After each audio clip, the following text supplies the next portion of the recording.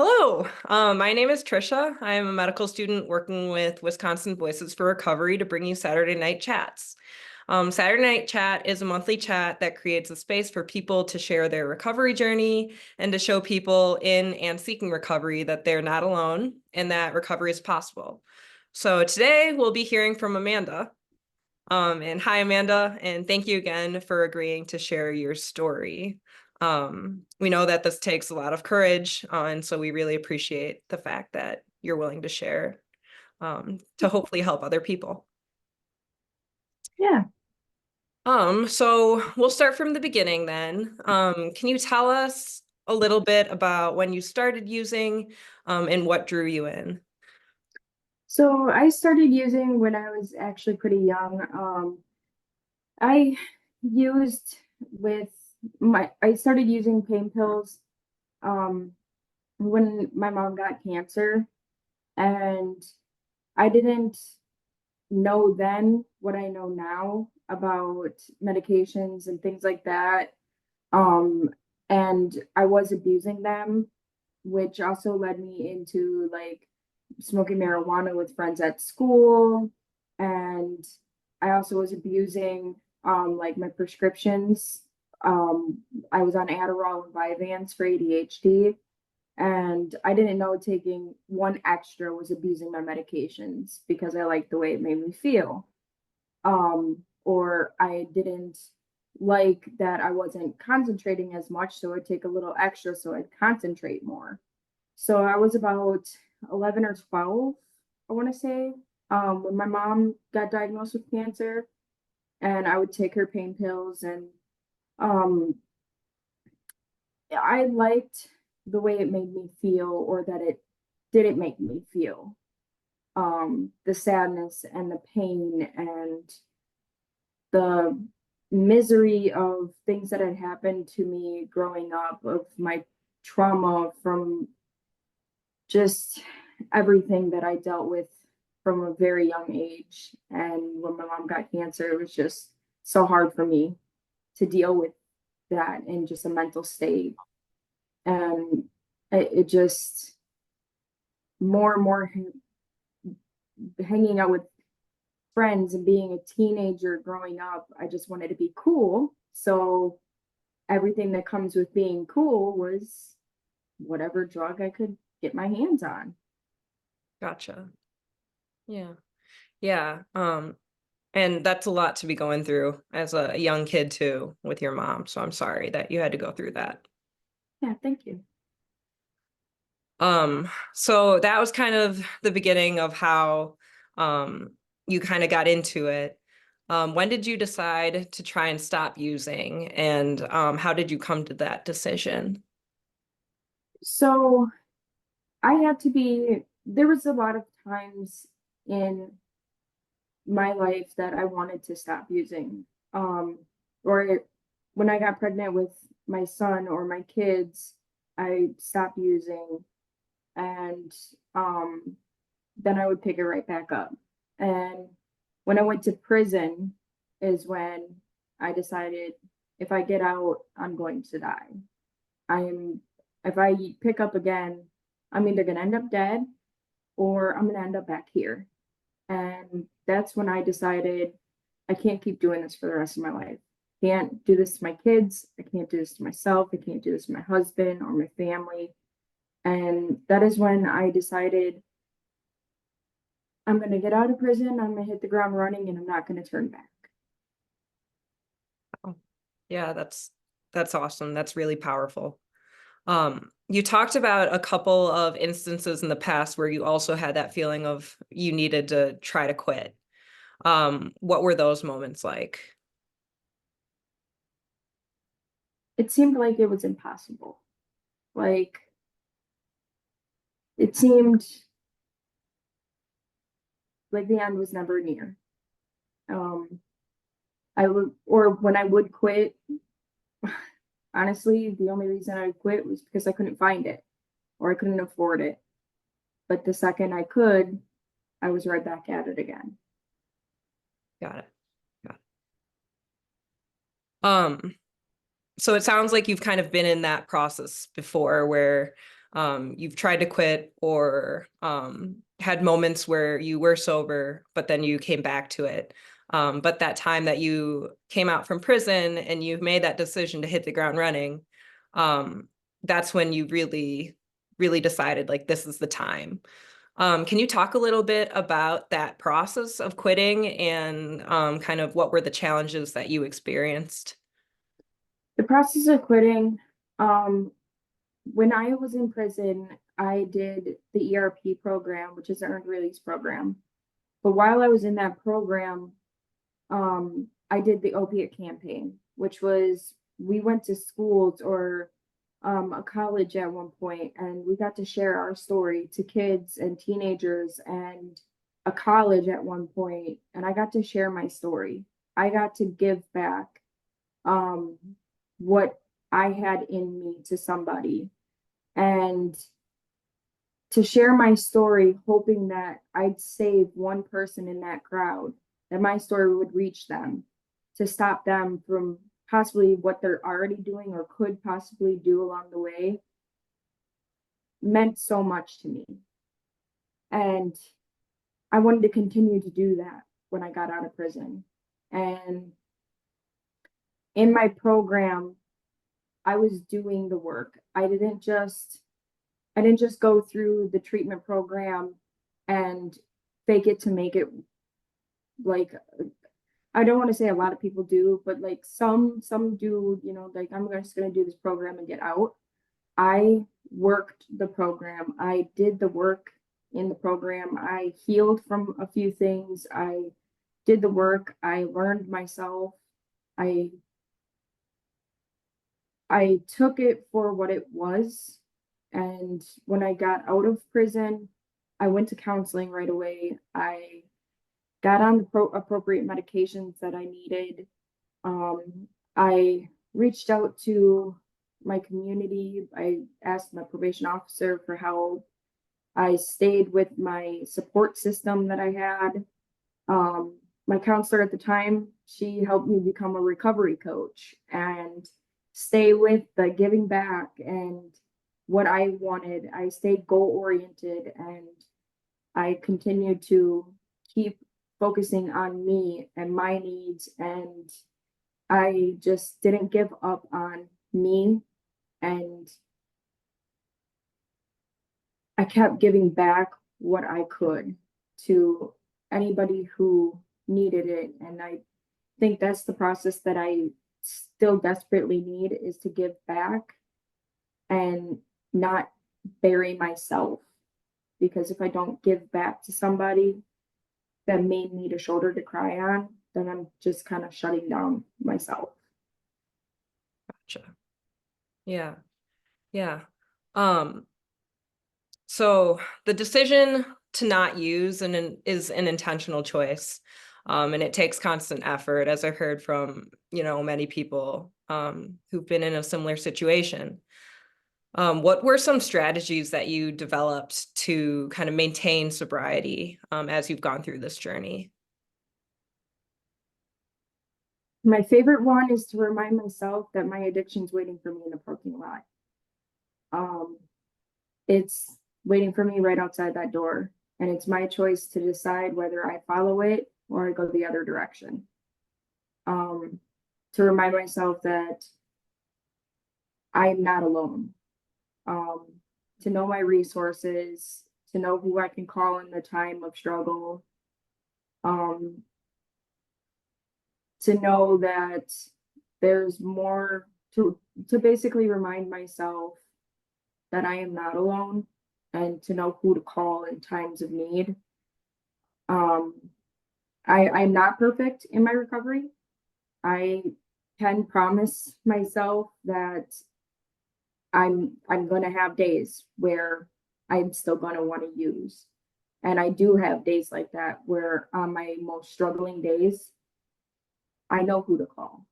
And to know that I'm open and honest with myself about that has gotten me through my hardest days. Yeah. You've kind of alluded to a couple of resources or support systems that you have in place. While you were using And kind of during that process of attempting to quit, did you know about these resources and organizations that could provide help, and how did you utilize those? I didn't. Okay.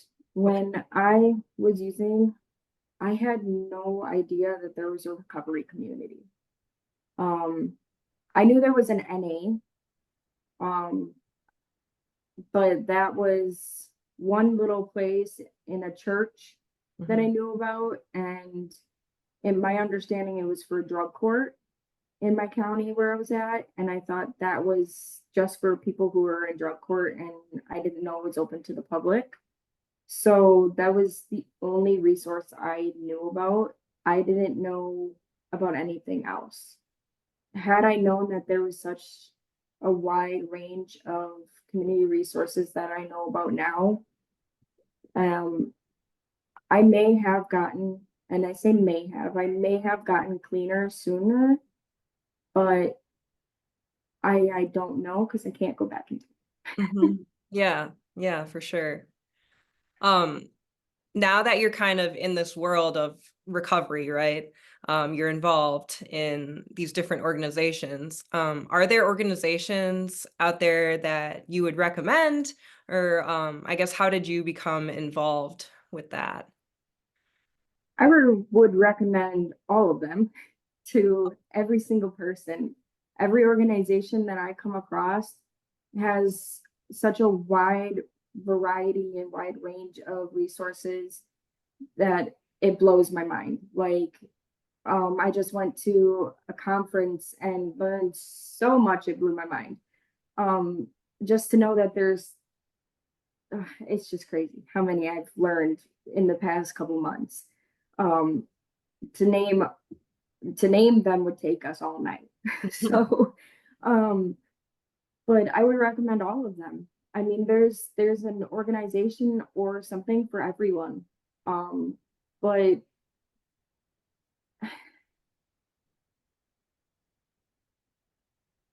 I just I don't know. I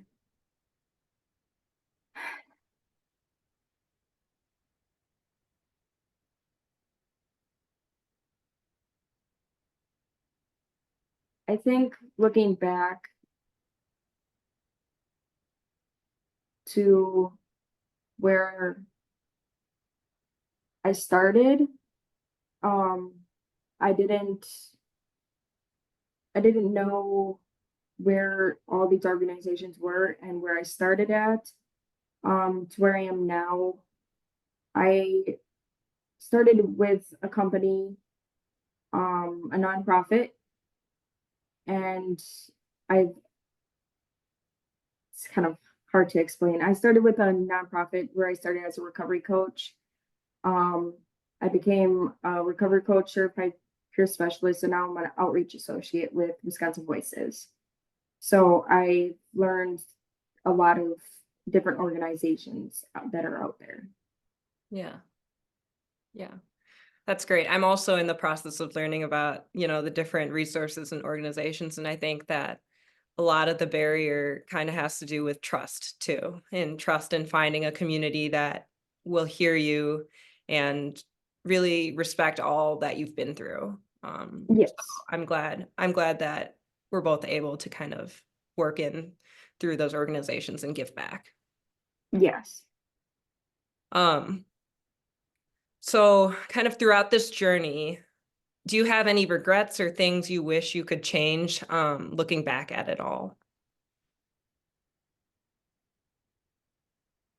The hurt that I've caused others, would be my biggest regret.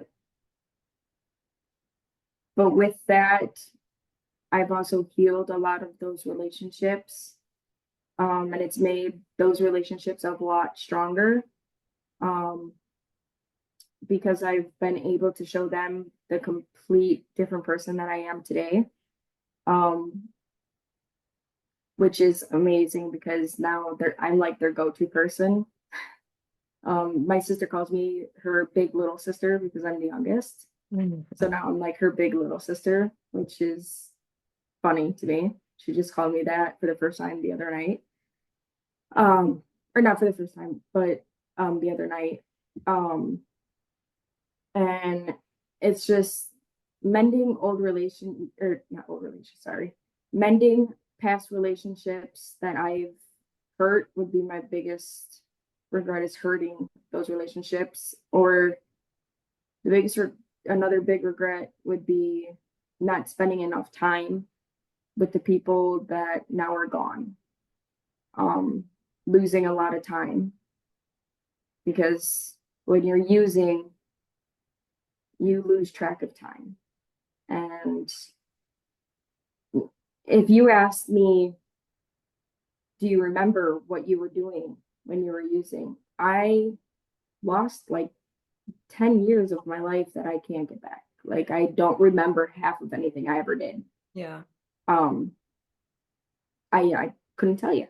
I don't know. And I don't think I'd know a year from now. And that's one of my biggest regrets, is I don't remember my kids growing up. I lost a lot of time with them. But it's not what I did then, it's what I do now. Yeah. Yeah, for sure. And I'm glad to hear that you were able to kind of reconnect and make your relationships with those that you had hurt in the past kind of stronger through this too. Yes. Now you've kind of hinted at it throughout the interview, but you know, like, sharing this story takes a tremendous amount of courage. And you told me prior to us starting this interview that this is actually the first time that you've shared this story, which is even, you know, bigger kudos. So why did you want to do this interview, and what did you hope would come from it? I wanted to do this interview because, one, I think it's time for me to get a little bit out. And, well, I hope to give a little bit of inspiration to somebody who maybe is scared, just like I have been for so many years, since 2017. I've been clean since 2017, and I just been scared to just get it out. And this is only just the tip of the iceberg for me. I I've always been told, don't share your story, it's too traumatic. I've always been, and stuff like that. And it's just like, I'm ready to voice and hopefully make a difference, like I did at the schools when I was in prison. And that has been my passion, to share a little, to hopefully give a little courage and insight and inspiration to somebody. And hopefully somebody sees this video and is like, wow, I feel that, I understand that, that meant something. And maybe, just maybe, I touched somebody's heart, and I'm that inspiration to somebody. And I needed to get it off my chest all at the same time. Yeah. Yeah. It sounds like you want to heal from this, this experience, as well as help others heal, which is Yes. really powerful. So last question I have for you, what advice would you give someone who's trying to quit using, or someone who's trying to maintain their sobriety? Don't give up. Stay strong, keep your head up, and forgive, not just yourself, but the things you have done. It may seem impossible, but nothing is impossible if you just put your mind to it. And my favorite quote, your addiction is always going to be waiting for you in the parking lot, but it's your choice if you're going to go one direction or the other. And that's my advice. I mean, you just don't give up on yourself. It's not easy. It is not easy. Nobody ever said it was going to be. I would be lying if I said it was the easiest thing you're ever going to do in your life. It is the hardest choice, the hardest thing to keep doing, and the hardest thing you're ever possibly going to do. But the first step is the right step. And the step to keep doing it is going to be the most happiest step you're ever going to continue to keep taking. And it's worth it, and so are you. Awesome. Thanks, Amanda. I really appreciate you sharing your story, and I hope that somebody out there kind of resonates with this as well. Thank Um, you. yeah, that's it for Saturday Night Chat. Again, I want to thank you, and I appreciate the time that you've taken out for this. You as well. Thank you.